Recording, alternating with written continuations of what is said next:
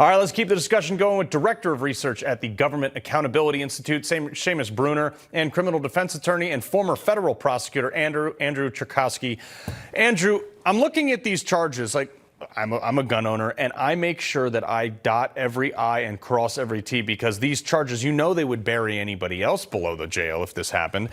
How serious is this? Is he likely to serve any prison time? And obviously, you think he would get a pardon? Well, this is a problem of Hunter's own making, we have to remember. This isn't a particularly normal gun charge that is brought. There's many gun charges that are brought against people across America, and those are charges that do bring along with them very serious punishments. But we have to remember this is interesting because it's Hunter who exposed his own criminal conduct by trying to profit over a biography that he was writing in bragging essentially about his drug use at a time where he's also pictured with this firearm. So it's not a very sympathetic crime. And so when we take it out of the scope of this being unique in that he buried himself on this charge, we have to look at gun charges. They're taken very seriously, and jail time is definitely significantly on the table here. Yeah, well, we will see how that goes. But Seamus, obviously, you've been keeping track of government accountability issues for a long time now. This is something that is, everybody said, Eric Trump, Don Jr., they're all going to jail during Trump's presidency. Turns out it's Hunter who might be doing it. Yeah, that's absolutely right, Carl. It's great to be with you. This is, I mean, on the one hand, it's a modicum of justice. It's good to see a serious indictment that carries serious penalties. On the other hand, it's a little too late. I agree with the congressman, both James Comer. I mean, he's absolutely right. This is frankly too convenient that the one charge that does not point back to Joe Biden is the one that Hunter gets hit with. And then on the other hand, it's like this is really small potatoes when you think about the bribery and the FARA and like selling out your country to the Chinese Communist Party. It's I mean, it's a little bit like charging the getaway driver in a bank robbery with a speeding ticket. Yeah, I know. Andrew, you know, President Trump was up on Truth Social, and he said basically the same thing as Comer. The gun charge is the only crime that Hunter Biden committed that does not implicate crooked Joe Biden. 1 down, 11 to go.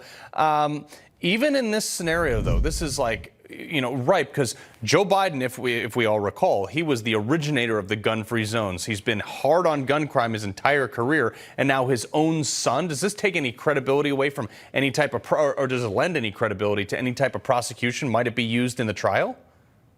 Well, I think that the point that David Weiss brings only this gun charge at this time is well received in that David Weiss is compromised. Even not looking at this politically, he's a special prosecutor that's been brought in outside the scope of what the DOJ regulations are. He's also exhibited a long history in this case of failing to move forward in a timely manner. He failed with the plea deal in writing a lawful plea the first go around, and that was ridiculously soft the first time. So there's real issues with David Weiss continuing to be part of this case. And I think Donald Trump is highlighting that today. I think those on the Hill have been highlighting that today. We need somebody on this case who's going to be able to take it seriously and bring the hard-hitting charges that I think Hunter Biden has asked for through his own conduct. No, I think that's going to be part of the impeachment inquiry. We're going to have to follow the money, and that's one of the only ways to subpoena those documents. But Seamus, even MSNBC is of all people, they're saying that this isn't the last we're going to hear. Listen.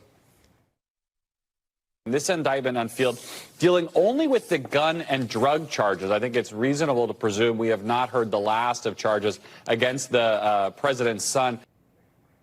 Well, so in this whole thing, I mean, I happen to think they're right, but you know, is there any statute that you know of that you've seen in all your covering of government accountability that they may be able to hide behind some immunity that he can invoke other than a full-on pardon once convicted?